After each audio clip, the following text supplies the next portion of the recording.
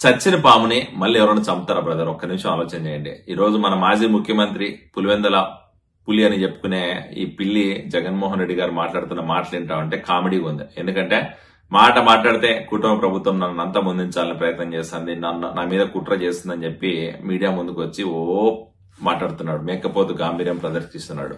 జగన్మోహన్ రెడ్డి గారిని ఒకనే అడుగుతున్నా, నువ్వు ఆల్రెడీ చచ్చిన పాము, అది నీకు అర్థం కావట్లేదు అనుకుంటా. ఎందుకంటే నీ పార్టీ నాయకులు, నీ కుటుంబ సభ్యులు, నీ కార్యకర్తలు నిన్ను వ్యతిరేకించినప్పుడే నీ కొర్రలు బీకేసినట్టు అయింది. ఇంకా రోంత చివరి ప్రాణం ఉంటే అది కాస్త రాష్ట్ర ఎలక్షన్ లో ఓటు అనే ఆయుధంతో ప్రజలు ఆల్రెడీ నిన్ను తిరస్కరించినారు, నిన్ను ఆల్రెడీ చంపేసినారు. అది నీకు అర్థం కాక నువ్వు ఇంకా అధికారంలో ఉన్నా, నాకు ఇంకా సెక్యూరిటీ కావాలా, నాకు ఇంకా ప్రతిపక్ష హోదా కావాలని చెప్పి కోర్టుల చుట్టూ తిరుగుతున్నావు, కానీ నీకు ఆల్రెడీ నువ్వు చచ్చిన పాము. అది గుర్తుపెట్టుకోండి జగన్మోహన్ రెడ్డి గారు.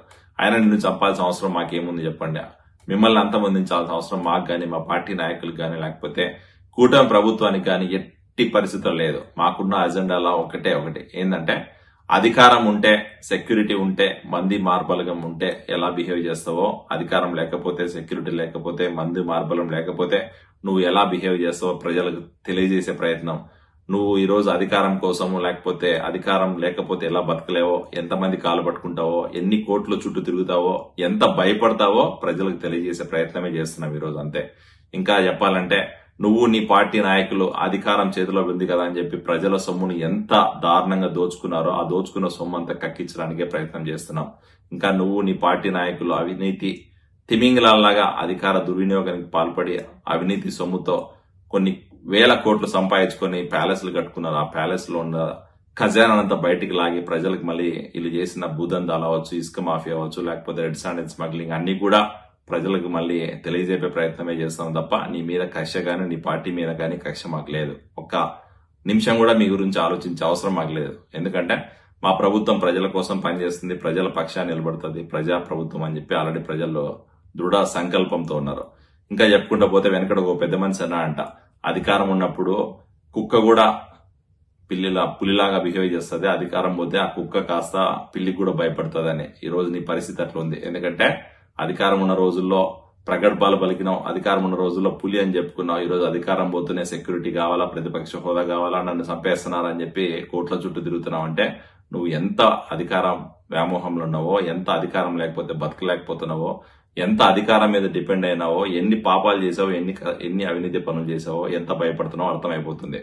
ఆయన జగన్మోహన్ రెడ్డి, నిన్ను చంపాల్సిన అవసరం, నిన్ను అంతమొందించాల్సిన అవసరము మాకు లేదు. ఖచ్చితంగా చెప్తున్నాం. ఈరోజు గుర్తుపెట్టుకో. మేము అంతమొందించే పని కూడా లేదు. ఎందుకంటే ఆల్రెడీ చచ్చిన పామే.